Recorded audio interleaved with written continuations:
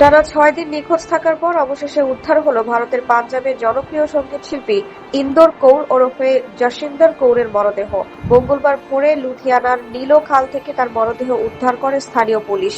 বিয়ের প্রস্তাব প্রত্যাখ্যান করায় কানাডা প্রবাসী এক যুবক অত্যন্ত সুপরিকল্পিতভাবে নেপাল রুট ব্যবহার করে ভারতে এসে এই হত্যাকাণ্ড ঘটিয়েছে বলে প্রাথমিক তদন্তে জানা গেছে। এই ঘটনা পুরো পাঞ্জাবি মিউজিক ইন্ডাস্ট্রিতে শোক ও স্তব্ধতার ছায়া ফেলে দিয়েছে।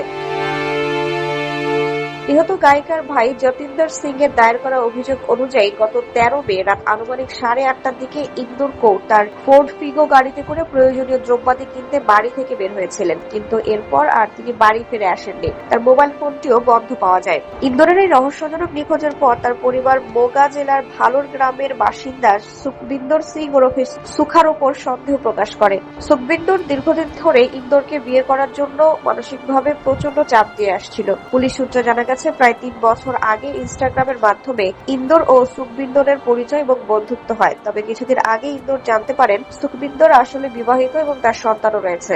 এই সত্য জানার পর ইন্দোর তার সঙ্গে সব ধরনের যোগাযোগ বিচ্ছিন্ন করে দেন এবং তার বিয়ের প্রস্তাব সরাসরি প্রত্যাখ্যান করেন। এই প্রত্যাখ্যান মেনে নিতে না পেরে সুখবিন্দর মনে মনে গভীর ক্ষোভ ও প্রতিশোধের আগুন পুষে রেখেছিল।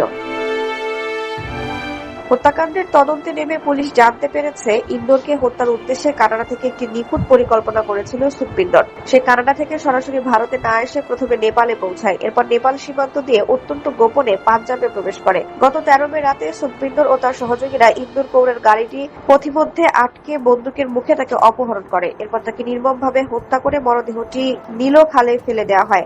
অপরাধ ঘটানোর পরপরই সুখবিন্দর আবারও সেই একই নেপাল রুট ব্যবহার করে লুধিয়ানা থেকে পালিয়ে কানাডায় চলে যায়। এই ঘটনায় পুলিশের গাফিলতি ও ধীরগতির তদন্ত নিয়ে তীব্র ক্ষোভ ও প্রশ্ন তুলেছে নিহত ইন্দরের পরিবার।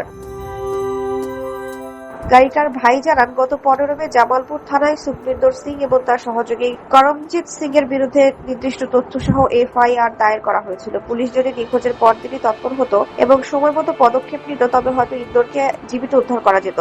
পুলিশ এরই মধ্যে খাল থেকে মরদেহটি উদ্ধার করে ময়না তদন্তের জন্য সমরালার সিভিল হাসপাতালের মর্গে পাঠিয়েছে। জামালপুর থানার এসএইচও বলবীর সিং জানিয়েছেন, এই নৃশংস হত্যাকাণ্ডের পরিপ্রেক্ষিতে সংশ্লিষ্ট ধারায় মামলা রুজু করা হয়েছে। পলাতক মূল আসামি সুখবিন্দরকে ফিরিয়ে আনা এবং দেশে থাকা তার বাকি সহযোগীদের চিহ্নিত করে গ্রেফতারের জন্য পুলিশের বিশেষ টিম অভিযান চালাচ্ছে।